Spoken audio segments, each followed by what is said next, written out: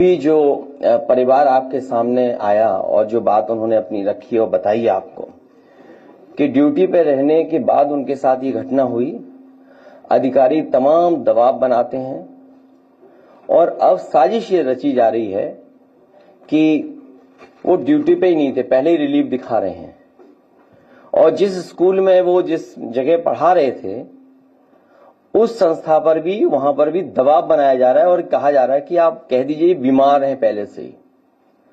Samajwadi party की पहले दिन से ही मांग हुई है कि पहले तो इस तरह का वर्क प्रेशर न क्रिएट किया जाए उनके ऊपर, क्योंकि बहुत जिम्मेदारी का काम है, बहुत सावधानी से काम करना है और बहुत सेंसिटिव इशू है, क्योंकि एक बार फॉर्म गलत हो गया, रिजेक्ट हो गया और वोट नहीं बना आपका, तो आपको फुल सर्कल ऑफ पूरे कागजों के साथ फिर घूमना पड़ेगा आपको।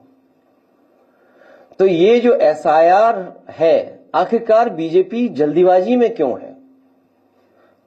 चुनाव आयोग और भारतीय जनता पार्टी दोनों मिले हुए हैं और उसका परिणाम यह है कि ये जल्दीबाजी क्यों कर रहे हैं।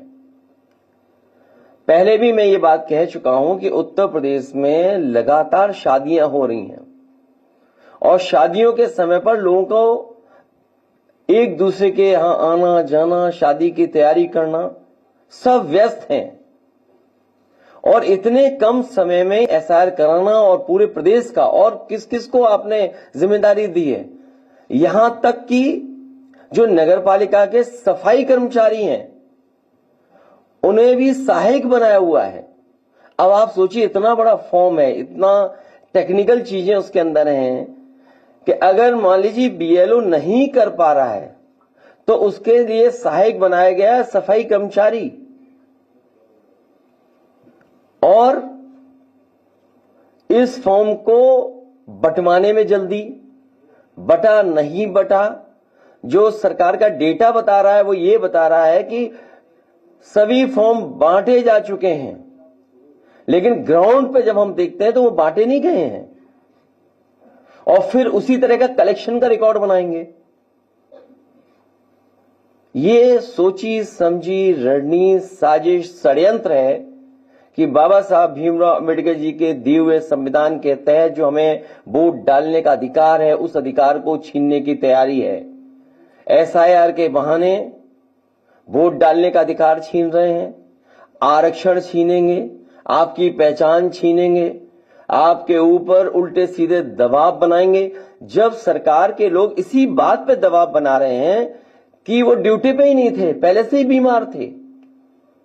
और कल रात जब मैं फतेहपुर में गया था, उन सुपरवाइजर के परिवार के लोगों से जब मैं मिला हूं, उनसे जो बातचीत हुई है, उस बातचीत के दौरान उनकी बहन, उनके परिवार, उनके तमाम जो सहयोगी साथी थे, वो यही बता रहे थे कि उनके ऊपर लगातार सरकार के माध्यम से दबाव बनाया जा रहा था कि जल्दी करिए और जल्दी फॉर्म बंटवाइए, जल्दी फॉर्म भरवाइए। और उसका परिणाम यह हुआ कि उन्होंने आत्महत्या कर ली। उस परिवार की भी मैं मदद कर करके आया हूं। तो आखिरकार जल्दी क्या है एसआईआर की? वेस्ट बंगाल के भी लोग ये कह रहे हैं कि चुनाव आयोग के खून से हाथ रंग गए हैं। अब इन लोगों की जान गई है, कौन मदद करेगा? चुनाव आयोग को सामने आना चाहिए, मदद करना चाहिए, क्योंकि ये सब कर्मचारी, अधिकारी चुनाव आयोग के लिए काम कर रहे हैं और चुनाव आयोग का काम हमने बहुत करीब से देखा है। बाई इलेक्शन में, जिस समय बाई इलेक्शन हो रहा था, उस समय पूरा का पूरा चुनाव आयोग के अधिकारी चुप बैठे हुए थे। उन्होंने बूथ लूटने दिया, उन्होंने अधिकारियों के माध्यम से जो जो बीजेपी करवाना चाहती थी वो होने दिया, वोट डलवा लिया। सीसीटीवी पे सब है कि आपके किन लोगों ने वोट डाला है, कौन प्राइवेट ड्रेस पहन करके आया था और वोट डाल गया। इसीलिए सीसीटीवी की अब फुटेज भी नहीं देंगे आपको, रिकॉर्डिंग भी नहीं देंगे।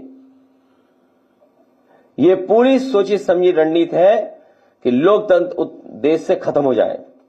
अभी मुझे राजीव राय जी की चिट्ठी मिली है, उन्होंने जानकारी दी है कि तमाम तरह की उनके सामने संकट, रुकावटें और वो आ रही हैं, कोई सुनवाई नहीं है, अधिकारी बताने को तैयार नहीं है। उनकी ये चिट्ठी है, ये बाकायदा व्हाट्सएप पे आपको भेज दिए जाएंगे। और देखिए, अभी 13वीं नहीं बन पाई है।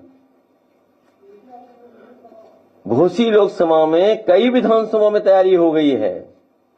लोकसभा घोसी में तैयारी होगी कि निर्देश चले गए हैं कि 20-20 हजार वोट काट दो हर विधानसभा में। ये राज्य की चिट्ठी के माध्यम से मैं कोट कर रहा हूं बात को। घोसी लोकसभा के मऊ सदर विधानसभा से लगभग 20,000 मतदाताओं के नाम डिलीट कर दिए गए हैं अभी से ही। सोचिए आप, क्या तैयारी है इसका मतलब। तो जो बात हम लोग कह रहे थे कि हर विधानसभा से इतने वोट काट दिए जाएंगे, जब आपका परिणाम आएगा तो आप खुद देखेंगे कि कितने हर विधानसभा से वोट काट दिए गए हैं।